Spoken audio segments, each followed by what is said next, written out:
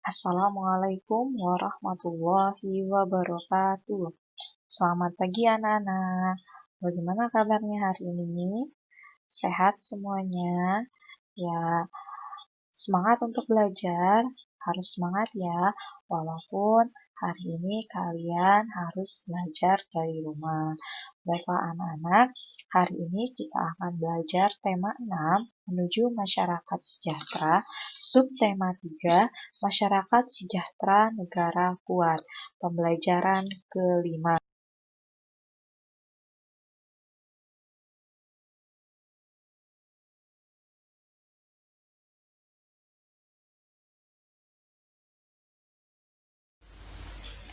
Adapun tujuan pembelajaran pada hari ini adalah anak-anak diharapkan mampu mengidentifikasi perbedaan masa kanak-kanak dan masa pubertas.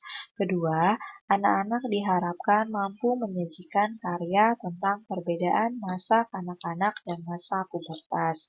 Ketiga, anak-anak diharapkan mampu membandingkan informasi yang diperoleh ketika membaca judul bacaan dengan setelah membaca bacaan. Yang terakhir, anak-anak diharapkan mampu menyampaikan hasil membandingkan informasi yang diharapkan dengan informasi yang diperoleh setelah membaca teks non-fiksi secara tulis. Sekarang Ibu minta kalian tonton video berikut ini sampai habis. Ciri-ciri masa kanak-kanak dan pubertas laki-laki dan perempuan. Mengapa setiap perkembangan pada manusia itu berbeda-beda, seperti pada masa kanak-kanak dan juga masa remaja, kok berbeda ya? Ketika manusia telah menjadi remaja, pasti tidak asing dengan yang namanya masa pubertas. Apa ya itu? Apa sih itu pubertas? Pubertas merupakan masa ketika seorang anak mengalami perubahan fisik, pola pikir, dan pematangan fungsi organ reproduksi. Pubertas dialami oleh anak ketika menginjak usia remaja. Selanjutnya, pengelompokan usia. Yang pertama, usia anak-anak dimulai 0 hingga 12 tahun. Yang kedua, usia remaja 13 hingga 17 tahun. Sedangkan usia dewasa dimulai 18 tahun ke atas. Ciri-ciri masa kanak-kanak laki-laki.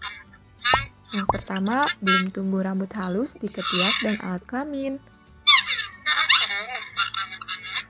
Kedua, suara belum membesar.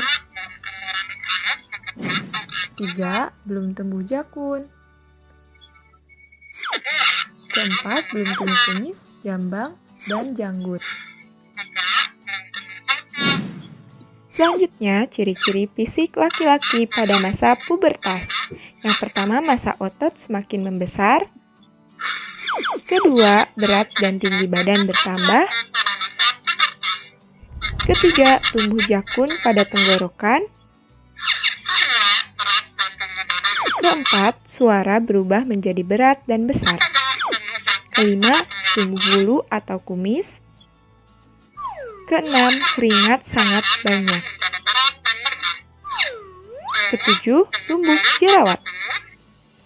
Yang selanjutnya, ciri-ciri masa kanak-kanak pada perempuan. Yang pertama, belum tumbuh rambut halus di ketiak dan alat kelamin. Yang kedua, suara belum melengking. Yang ketiga, payudara belum membesar. Dan yang keempat, pinggul belum melebar.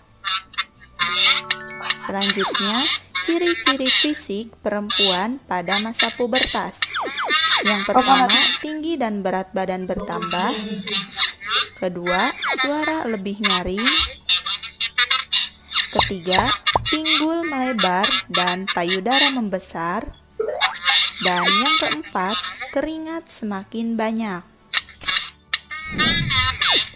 Itulah yang merupakan perbedaan dari masa kanak-kanak dan juga masa pubertas bagi laki-laki dan juga perempuan.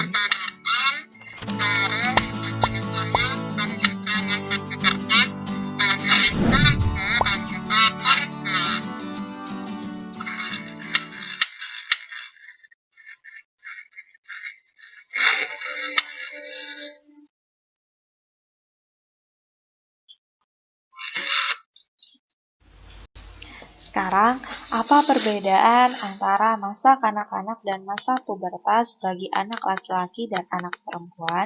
Kita bahas satu persatu. Yang pertama, ciri-ciri masa kanak-kanak bagi anak laki-laki. Belum tumbuh rambut halus di ketiak dan alat kelamin. Suara belum membesar. Belum tumbuh jakun.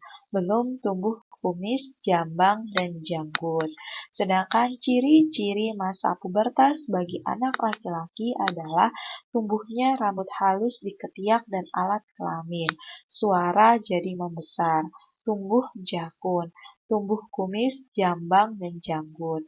Ciri-ciri masa kanak-kanak bagi anak perempuan, belum tumbuh rambut halus di ketiak dan alat kelamin, suara belum melengking, payudara belum membesar, panggul belum membesar.